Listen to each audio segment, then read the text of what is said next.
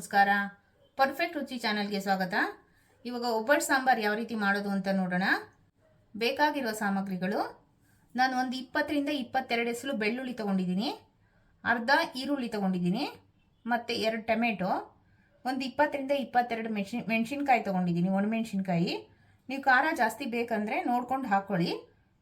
ಮತ್ತು ನೆಕ್ಸ್ಟು ಒಂದು 4 ರಿಂದ 5 ಕಡ್ಡಿ ಕರಿಬೇವು ತಗೊಂಡಿದ್ದೀನಿ, ಮತ್ತು 1.5 ಟೇಬಲ್ ಸ್ಪೂನು ಧನಿಯಾ ಬೀಜ ತೊಗೊಂಡಿದ್ದೀನಿ, ಮತ್ತು ಅರ್ಧ ಟೇಬಲ್ ಸ್ಪೂನು ಮೆಂತ್ಯ, ಒಂದು 20 ಕಾಳು ಮೆಣಸು, ಮತ್ತು 1.5 ಟೇಬಲ್ ಸ್ಪೂನು ಜೀರಿಗೆ ತೊಗೊಂಡಿದ್ದೀನಿ, 3/4 ಟೇಬಲ್ ಸ್ಪೂನು ಗಸಗಸೆ, ಮತ್ತು 3/4 ಸ್ಪೂನು ಸಾಸಿವೆ, ಒಂದು ನಿಂಬೆಹಣ್ಣು ಗಾತ್ರದ್ದು ಹುಣಸೆಹಣ್ಣು ತೊಗೊಂಡಿದ್ದೀನಿ, ಮತ್ತು 1 ಟೇಬಲ್ ಸ್ಪೂನು ಕೊಬ್ಬರಿ ತೊಗೊಂಡಿದ್ದೀನಿ.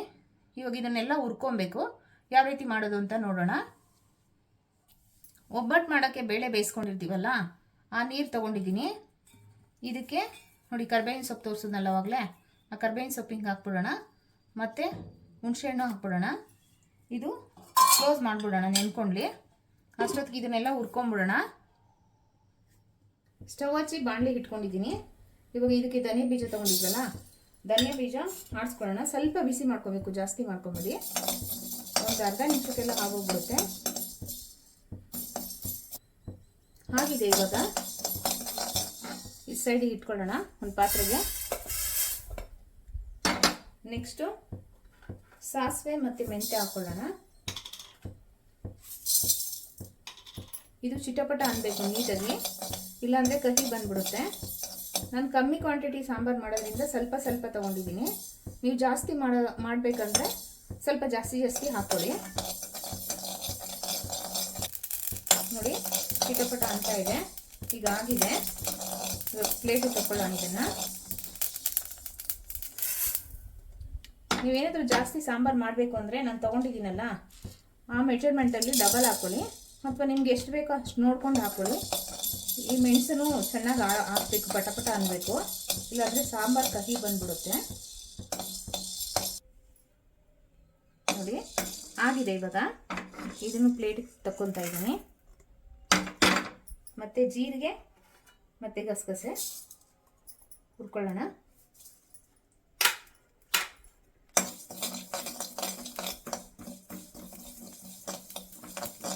ನೀವು ಇಷ್ಟು ಐಟಮು ಒಂದೇ ಸಲ ಬೇಕಂದರೆ ಹಾಕೊಂಡು ಹುರ್ಕೊಬೋದು. ನಾನು ಬೇರೆ ಬೇರೆ ಹುರ್ಕೊಂಡಿದ್ದೀನಿ, ಒಂದಾಗುತ್ತೆ ಒಂದಾಗಲ್ಲ ಅಂದ್ಬಿಟ್ಟು. ನೋಡಿ, ಆಗಿದೆ. ತೆಗಿತಾ ಇದ್ದೀನಿ. ಇವಾಗ ಇದಕ್ಕೆ ಒಂದು 2 ಸ್ಪೂನ್ ಎಣ್ಣೆ ಹಾಕ್ಕೊಳ್ಳೋಣ.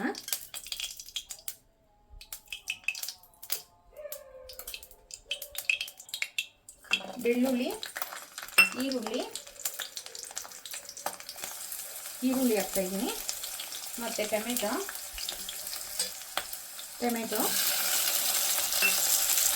ಮತ್ತು ಒಣಮೆಣಸಿನ್ಕಾಯಿ.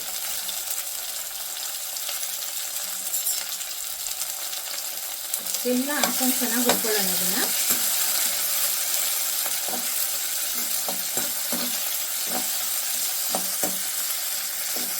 ನೋಡಿ, ಈ ಥರ ಹುರ್ಕೊಳ್ಳಿ. ಆಗಿದೆ. ಇವಾಗ ಅವಾಗಲೇ ಹುರ್ತಿಟ್ಕೊಂಡಿದ್ನಲ್ಲ, ಅದೆಲ್ಲ ಇದಕ್ಕೆ ಸೇರಿಸ್ಕೊಳ್ಳೋಣ.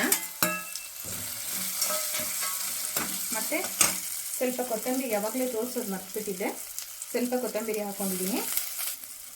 ಮತ್ತು ಕೊಬ್ಬರಿ ತೊಗೊಂಡಿದ್ನಲ್ಲ, 1 ಟೇಬಲ್ ಸ್ಪೂನು ಕೊಬ್ಬರಿ,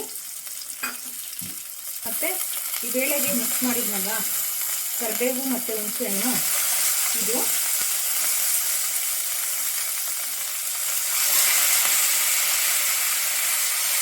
ಅದು ಹಾಕಿ ಚೆನ್ನಾಗಿ ಒಂದು 5 ನಿಮಿಷ ಚೆನ್ನಾಗಿ ಆಡಿಸ್ಕೊಳ್ಳೋಣ.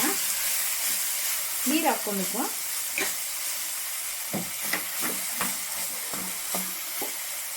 ಇಷ್ಟು ಪ್ರಮಾಣದಲ್ಲಿ ನೀರು ಹಾಕ್ಕೊಳ್ಳಿ. ಸ್ವಲ್ಪ ಎಲ್ಲ ಚೆನ್ನಾಗಿ ಕುದಿ ಬರಲಿ.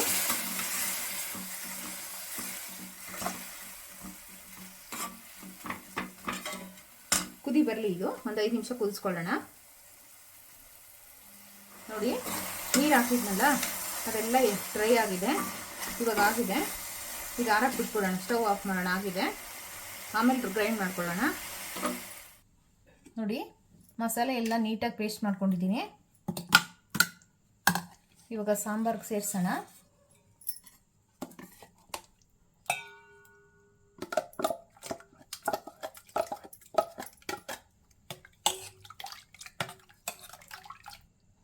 ಬೇಳೆ ಬೇಯಿಸ್ಕೊಂಡು ಬಗ್ಸ್ಕೊಂಡಿದ್ನಲ್ಲ ನೀರು, ಆ ನೀರಿಗೆ ಇದನ್ನು ಮಿಕ್ಸ್ ಮಾಡ್ತಾ ಇದ್ದೀನಿ. ಮತ್ತು ಹೂರಣ ರುಬ್ಕೊಂಡಿದ್ವಲ್ಲ ಆ ನೀರು ಸೇರಿಸ್ಕೊತಾ ಇದ್ದೀನಿ.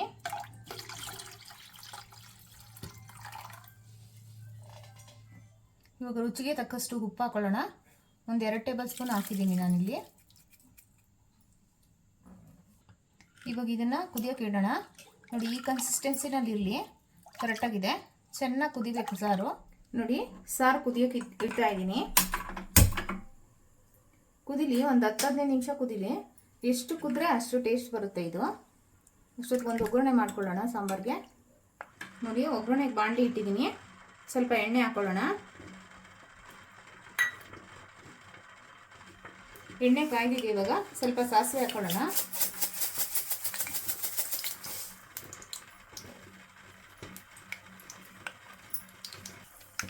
ನೋಡಿ, ಸಾಸಿವೆ ಸಿಗ್ತಾ ಇದೆ.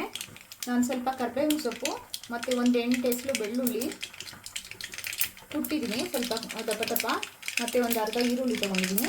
ಇವಾಗ ಹಾಕೋಣ ಅದಕ್ಕೆ.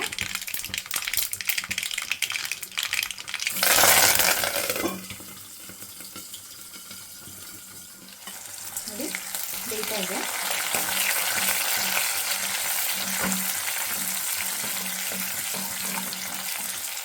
ಸ್ವಲ್ಪ ಬೆಳ್ಳುಳ್ಳಿ ಜಾಸ್ತಿನೇ ಹಾಕ್ಕೊಳ್ಳಿ, ಚೆನ್ನಾಗಿರುತ್ತೆ.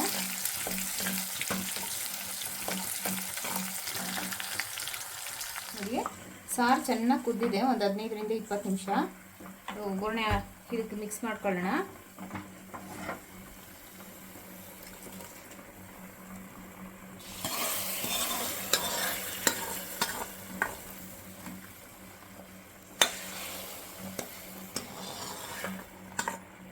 ನೋಡಿ, ಸಾಂಬಾರು ಒಳ್ಳೆ ಆರಾಮ ಬರ್ತೈತೆ. ಒಬ್ಬಟ್ಟು ಸಾರು ರೆಡಿ ಆಗಿದೆ. ಇದು ಒಂದು 8 ದಿವಸ ಇಟ್ಕೊಂಡ್ರು ನೀವು ಏನೂ ಆಗಲ್ಲ, ಚೆನ್ನಾಗಿರುತ್ತೆ ಸಾಂಬಾರು. ಇದು ಕಾಯ್ತಾ ಕಾಯ್ತಾ ಚೆನ್ನಾಗಿ ಟೇಸ್ಟ್ ಬರುತ್ತೆ. ಇದಕ್ಕೆ ಸ್ಟವ್ ಆಫ್ ಮಾಡ್ತಾ ಇದ್ದೀನಿ. ನೋಡಿ, ಸಾಂಬಾರು ರೆಡಿ ಆಗಿದೆ. ಇವಾಗ ಸರ್ವ್ ಮಾಡ್ಕೊತಾ ಇದ್ದೀನಿ.